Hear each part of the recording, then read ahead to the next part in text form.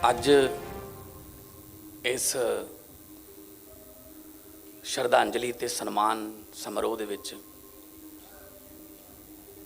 शामिल श्री कलवा कुंटला चंद्रशेखर राव जी, मुख्यमंत्री तेलंगाना, आम आदमी पार्टी के नैशनल कन्वीनर तो मुख्यमंत्री दिल्ली श्री अरविंद केजरीवाल जी, दोने राज्यों के चीफ सैकटरी साहबान, तेलंगाना के मिनिस्टर साहबान, MLA साहबान, MP जिन्हें भी मुख्यमंत्री साहब के नाल आए ने, मैं सारिਆਂ ਦਾ बहुत बहुत धन्यवाद करदा। बाकी जिन्हें भी परिवार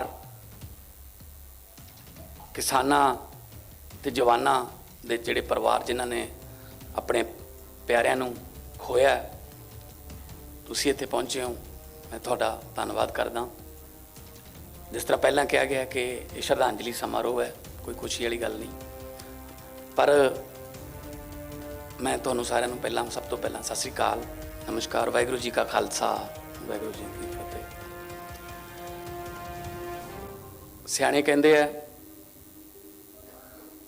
खुशियां वंडण ते दुगणियां हो जांदियां ने ते दुख वंडण नाल वो अद्धे रह जांदे ने।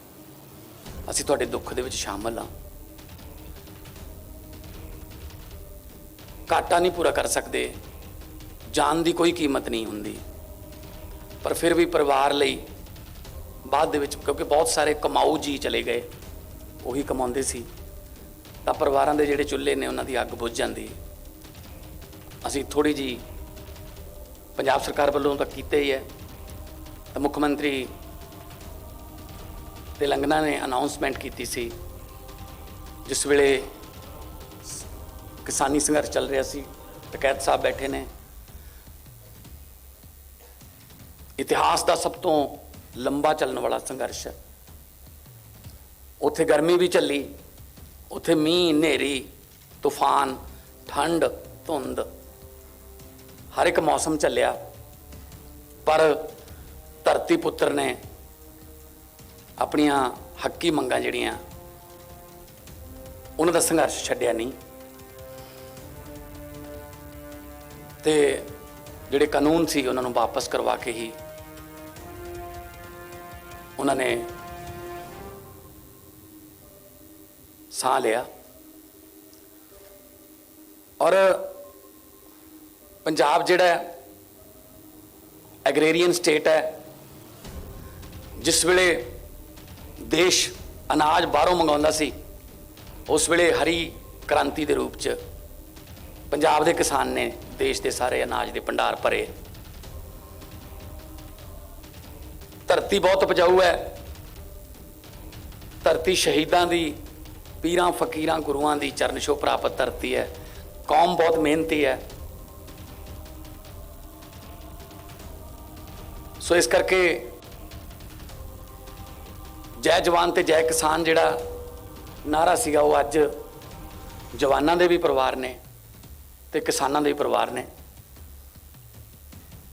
चंद्रशेखर राव जी, बहुत से परिवार ऐसे हैं, बहुत से जिनका एक भाई किसान है, दूसरा फौज में है, तो असली जय जवान और जय किसान आपको पंजाब में देखने को मिलेगा। और दुख उस वक्त होता था जब उन पर तरह तरह के आरोप लगाए जाते थे, ये तो देशद्रोही हैं, ये तो पता नहीं क्या हैं, ये तो आतंकवादी हैं, मतलब जिनके एक किसान ऐसा शहीद हुआ है जिसका बेटा उस वक्त बॉर्डर पे था। 26-26 साल के मुंडे भी इस किसान संघर्ष की विच अपनी शहीदी दे चुके हैं। सो अज 543 पंजाब के किसान मिला के 712 हरियाणे के, 4 परिवार गलवान घाटी के जिहड़े शहीद होए ने साडे जवान उन्हां दे ने। ते ਅੱਜ ਉਹਨਾਂ ਨੂੰ ਅਸੀਂ ਯਾਦ ਕਰਦੇ ਹਾਂ। ਉਹਨਾਂ ਦਾ ਨਾਮ ਜਿਹੜਾ ਉਹ ਇਤਿਹਾਸ 'ਚ ਲਿਖਿਆ ਗਿਆ ਕਿ ਜਿਸ ਵੇਲੇ ਬਹੁਤ ਵੱਡਾ ਸੰਘਰਸ਼ ਚੱਲਿਆ ਸੀ ਤਾਂ ਉਹਨਾਂ ਨੇ ਇਸ ਸੰਘਰਸ਼ ਦੇ ਦੌਰਾਨ ਸ਼ਹੀਦੀਆਂ ਪਾਈਆਂ ਸੀ। ਖੇਤੀ ਨੂੰ ਅਸੀਂ ਲਾਹੇਵੰਦ ਧੰਦਾ ਬਣਾਉਣ ਲਈ ਬਹੁਤ ਸਾਰੇ 2 ਮਹੀਨਿਆਂ ਦੇ ਵਿੱਚ ਫੈਸਲੇ ਲਏ ਨੇ। ਪਾਣੀ ਸਾਡਾ ਧਰਤੀ ਦਾ ਥੱਲੇ ਚਲਾ ਗਿਆ ਬਹੁਤ, ਖਾਸ ਤੌਰ ਤੇ ਮਾਲਵਾ ਬੈਲਟ ਜਿਹੜੀ ਹੈ, ਤੇ ਅਸੀਂ ਕੋਸ਼ਿਸ਼ ਕਰ ਰਹੇ ਹਾਂ ਕਿ ਉਹ ਪਾਣੀ ਨੂੰ ਵੀ ਬਚਾਇਆ ਜਾਵੇ। ਨਾਲ ਦੀ ਨਾਲ ਖੇਤੀ ਦੇ ਕਈ ਬਦਲਵੇਂ ਰੂਪ ਫਸਲਾਂ ਦੇ ਉਹਨਾਂ ਨੂੰ ਵੀ ਇੰਟਰੋਡਿਊਸ ਕਰੀਏ। ਮੈਨੂੰ ਦੱਸਦਿਆਂ ਖੁਸ਼ੀ ਹੋ ਰਹੀ ਹੈ ਕਿ ਅਸੀਂ ਮੂੰਗੀ ਵਾਸਤੇ ਅਪੀਲ ਕੀਤੀ ਸੀ। ਇਸ ਵਾਰ 1,00,000 ਏਕੜ ਦੇ ਲਗਭਗ ਮੂੰਗੀ ਜਿਹੜੀ ਹੈ ਉਹ ਬੀਜੀ ਗਈ ਹੈ ਤੇ ਸੈਂਟਰ ਸਰਕਾਰ ਨੂੰ ਅਸੀਂ ਅਪੀਲ ਕੀਤੀ ਸੀ ਕਿ MSP ਤੇ ਤੁਸੀਂ ਮੂੰਗੀ ਜਿਹੜੀ ਹੈ, ਕਿਉਂਕਿ ਦੇਸ਼ ਮੂੰਗੀ ਬਾਹਰੋਂ ਇੰਪੋਰਟ ਕਰਦਾ ਤੇ ਸਾਡੇ ਕੋਲੇ ਧਰਤੀ ਇਹੋ ਜਿਹੀ ਹੈ ਕਿ ਮੂੰਗੀ, ਸਰੋਂ, ਬਾਜਰਾ, ਸੂਰਜਮੁਖੀ ਜੋ ਮਰਜ਼ੀ ਬੀਜ ਲਓ। ਤਾਂ ਕੇਂਦਰ ਨੇ ਵੀ ਸਾਡੀ ਇਹ ਮੰਗ ਮੰਨੀ ਹੈ ਕਿ ਉਹ 5000 ਮੀਟ੍ਰਿਕ ਟਨ ਦੇ ਲਗਭਗ MSP ਤੇ ਮੂੰਗੀ ਜਿਹੜੀ ਹੈ ਉਹ ਉਠਾਉਣਗੇ। ਹੌਲੀ ਹੌਲੀ ਫਸਲਾਂ ਨੂੰ ਆਪਾਂ ਬਦਲ ਕੇ ਧਰਤੀ ਨੂੰ ਬਚਾ ਲਾਂਗੇ, ਕਿਉਂਕਿ ਗੁਰੂ ਨਾਨਕ ਸਾਹਿਬ ਨੇ ਕਿਹਾ ਪਵਨ ਗੁਰੂ ਪਾਣੀ ਪਿਤਾ ਮਾਤਾ ਧਰਤ ਮਹਤ। ਪਵਨ ਹਵਾ ਨੂੰ ਗੁਰੂ ਦਾ ਦਰਜਾ, ਪਾਣੀ ਨੂੰ ਪਿਤਾ ਦਾ ਦਰਜਾ ਤੇ ਧਰਤੀ ਨੂੰ ਮਾਤਾ ਦਾ ਦਰਜਾ। ਪਰ ਬਦਕਿਸਮਤੀ ਨਾਲ ਅਸੀਂ ਇਹ ਤਿੰਨੋਂ ਦਰਜੇ ਕਾਇਮ ਨਹੀਂ ਰੱਖ ਸਕੇ। ਸਾਡੀ ਹਵਾ ਵੀ ਦੂਸ਼ਿਤ ਹੋ ਗਈ, ਸਾਡਾ ਪਾਣੀ ਜਿਹੜਾ ਉਹ ਵੀ ਗੰਦਲਾ ਹੋ ਗਿਆ, ਸਾਡੀ ਧਰਤੀ ਵੀ ਸਪਰੇਆਂ ਕਰ ਕਰਕੇ ਅਸੀਂ ਜ਼ਹਿਰੀਲੀ ਕਰ ਲਈ।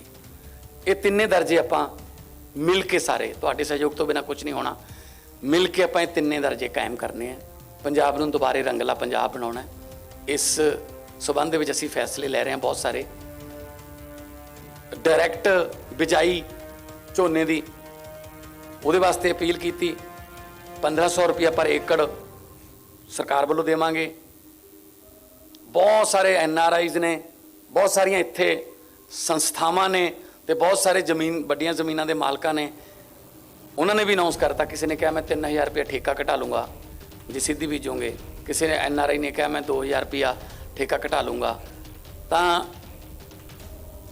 ਕਿਸਾਨ ਜਿਹੜਾ ਕਰਜ਼ਈ ਹੋ ਗਿਆ, ਕਰਜ਼ੇ ਚੜ੍ਹ ਗਏ, ਅੱਗੇ ਦੀ ਅੱਗੇ ਵਿਆਜ ਤੋਂ ਵਿਆਜ ਲੱਗੀ ਜਾਂਦਾ ਹੈ।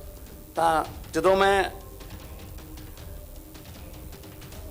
केजरीवाल जी, चंद्रशेखर जी, जब मैं पार्लियामेंट में पंजाब के किसानों की खुदकुशी का मुद्दा उठाता था तो मेरे पास तेलंगाना के, मेरे पास आंध्रा के, केरला के, तमिलनाडु के सांसद आते थे कि आज जो आप बोल रहे थे क्या पंजाब का किसान भी खुदकुशी करता है। मैंने कहा हाँ जी। तो उनको यकीन नहीं आता था कि पंजाब का किसान भी खुदकुशी कर सकता है। हमें तो ये लगता था कि पंजाब का किसान तो बहुत ही खुशहाल है, गिद्धा भंगड़ा वहाँ पे मेले लगते हैं। मैंने कहा जी नहीं, वो नहीं रहा इस तरह का पंजाब। कुछ माड़े फैसले सरकारां दे होए, मारां कुदरत दियां पईयां कई, तां जिहड़ा किसान है, अन्नदाता जिहड़ा है वो भिखारी बना के रखता। असीं कोशिश कर रहे हैं कि अन्नदाते नूं भी दाते दा दर्जा जिहड़ा है, दातां वंडण वाले दा दर्जा जिहड़ा है वो कायम रखीए। सो 3 ਲੱਖ ਰੁਪਈਆ ਪਰ ਫੈਮਿਲੀ ਜਿਨ੍ਹਾਂ ਦੇ ਕਿਸਾਨ ਸੰਘਰਸ਼ ਦੇ ਵਿੱਚ ਸ਼ਹੀਦੀਆਂ ਪਾਈਆਂ ਨੇ ਉਹਨਾਂ ਨੂੰ, ਤੇ 10 ਲੱਖ ਰੁਪਈਆ ਗਲਵਾਨ ਘਾਟੀ ਦੇ ਯੋਧਿਆਂ ਨੂੰ ਜਿਨ੍ਹਾਂ ਨੇ ਦੇਸ਼ ਦੀ ਆਜ਼ਾਦੀ ਨੂੰ ਕਾਇਮ ਰੱਖਣ ਲਈ ਆਪਣੀਆਂ ਜਾਨਾਂ ਦਿੱਤੀਆਂ। ਆਜ਼ਾਦੀ ਲੈਣ ਵਾਸਤੇ ਵੀ 90% ਕੁਰਬਾਨੀਆਂ ਪੰਜਾਬ ਦੀਆਂ, ਤੇ ਆਜ਼ਾਦੀ ਨੂੰ ਕਾਇਮ ਰੱਖਣ ਲਈ ਵੀ ਅੱਜ ਸਾਡੇ ਜਵਾਨ ਜਿਹੜੇ ਨੇ ਉਹ ਸੀਨਾ ਤਾਣ ਕੇ ਖੜੇ ਨੇ। ਜਿਸ ਵੇਲੇ ਆਪਾਂ AC ਲਾ ਕੇ ਸੁੱਤੇ ਪਏ ਹੁੰਦੇ ਆ, ਉਹ ਗੰਗਾ ਨਗਰ ਦੇ ਜੈਸਲਮੇਰ ਦੇ 50 ਡਿਗਰੀ ਸੈਲਸੀਅਸ ਗਰਮੀ ਦੇ ਵਿੱਚ ਉਹ ਆਪਣੀ ਰੱਖਿਆ ਕਰ ਰਹੇ ਹੁੰਦੇ ਨੇ। ਜਿਸ ਵੇਲੇ ਸਰਦੀਆਂ 'ਚ ਆਪਾਂ ਹੀਟਰ ਲਾ ਕੇ ਪਏ ਹੁੰਦੇ ਆ, ਉਹ ਕਾਰਗਿਲ ਦੇ ਵਿੱਚ ਉਹ ਬਰਫਾਂ ਪਹਾੜਾਂ ਦੇ ਵਿੱਚ -20 ਡਿਗਰੀ 25 ਡਿਗਰੀ ਟੈਂਪਰੇਚਰ ਦੇ ਵਿੱਚ ਆਪਣੀ ਰਾਖੀ ਕਰ ਰਹੇ ਹੁੰਦੇ ਨੇ। ਸੋ ਉਹਨਾਂ ਦੀ ਕੁਰਬਾਨੀ ਦਾ ਕੋਈ ਮੁੱਲ ਨਹੀਂ ਦੁਨੀਆ ਦੀ ਕਿਸੇ ਕਰੰਸੀ 'ਚ। ਸੋ ਅੱਜ ਉਹਨਾਂ ਨੂੰ ਆਪਾਂ ਯਾਦ ਕਰ ਰਹੇ ਹਾਂ, ਸਲੂਟ ਕਰ ਰਹੇ ਹਾਂ।